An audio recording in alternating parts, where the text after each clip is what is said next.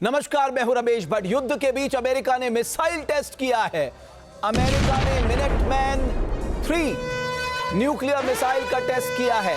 Intercontinental ballistic missile का America ने परीक्षण किया है। वेंडरबर्ग से मिनटमैन 3 न्यूक्लियर मिसाइल लॉन्च की गई है। यह लगभग 6700 किलोमीटर की दूरी तय कर प्रशांत महासागर में क्वाजालिन एटोल पर एक टेस्ट रेंज तक पहुंची है। ये बहुत बड़ी खबर इस वक्त आ रही है। अमेरिका ने मिनटमैन 3 न्यूक्लियर मिसाइल का टेस्ट किया है। ये आईसीबीएम है, यानी इंटरकॉन्टिनेंटल बैलिस्टिक मिसाइल है। एक तरफ जब ईरान और इजराइल के बीच युद्ध चल रहा है, अमेरिका इसमें सहयोगी है। ऐसे में आईसीबीएम का टेस्ट करना एक बहुत बड़ी खबर है। इधर इजराइल के रक्षा मंत्री काट्ज ने दी है चेतावनी, खामनेई के उत्तराधिकारी को भी खत्म कर दिया जाएगा।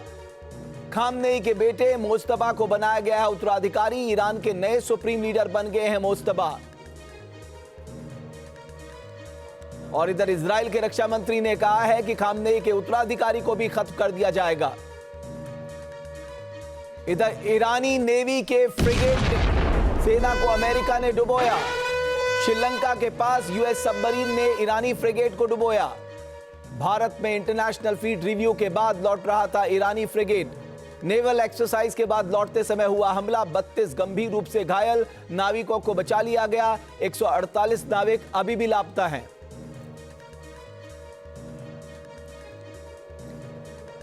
मेरे सहयोगी मधुरेन जो इजराइल से लगातार हर पल हम तक अपडेट पहुंचा रहे हैं, मेरे साथ जुड़ चुके हैं तेल अवीव से। मधुरेन, मिनटमैन 3 का टेस्ट, आईसीबीएम का टेस्ट, वो भी ऐसे समय में जब ये युद्ध अपने चरम पर है, ये क्या दिखाता है? ये दिखाता है कि हथियारों की होड़ पूरी तरह से जारी है। यह दिखाता है कि अपनी ताकत को विकसित करने के लिए किस तरह से हथियारों की होड़ में दरअसल आगे बढ़ने की जो चुनौती है उसको पार किया जा रहा है। और ये अगले थ्रेट लेवल को भी दिखाता है कि किस तरह से आईसीबीएम का प्रयोग जो है वो नए थ्रेट को इस वॉरफेयर में पैदा कर सकता है। एक तरह से लड़ाई तो इसी बात की थी कि आप न्यूक्लियर वेपन बना रहे हैं, आप आईसीबीएम रेंज की मिसाइल बना रहे हैं, अब अमेरिका खुद टेस्ट कर रहा है। तो हमारे यहां तो कहते हैं ना कि पर उपदेश कुशल बहु तेरे।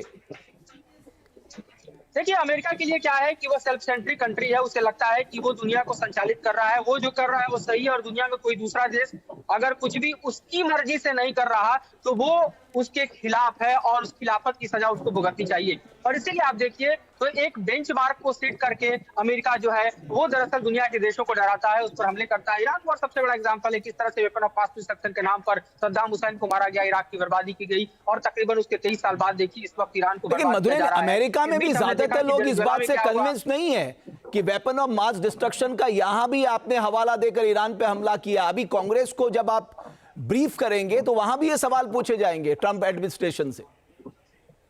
देखिए, बिल्कुल पूछा जाएगा और ये सवाल जो है लाजमी है। और अगर हम देखें तो विपक्ष के तौर पे कई नेता ट्रंप से पूछने भी लगे हैं कि अमेरिका को इस जंग में झोंकने से मिलेगा क्या, हासिल क्या होगा। लेकिन सवाल इस बात को लेकर है कि ट्रंप जो है वो अगले मिड टर्म चुनाव में क्या प्रोजेक्ट करते हैं। अगर ईरान के युद्ध में उनकी जो मंशा है वो फलीभूत नहीं होती है, उनका टारगेट जो है, जो गोल पोस्ट है वो सेट नहीं होते हैं, तो जाहिर है कि बड़ा झटका। बिल्कुल मधुरेन, आप मेरे साथ बने रहिए। आपके मोबाइल पर तुरंत आएगी ब्रेकिंग न्यूज। स्क्रीन पर सबसे पहले दिखेगी बड़ी खबर, देश दुनिया की हर खबर एक जगह। अब आपके मोबाइल पर तुरंत फटाफट इंस्टॉल कीजिए न्यूज नेशन ऐप और रखिए खुद को अपडेट।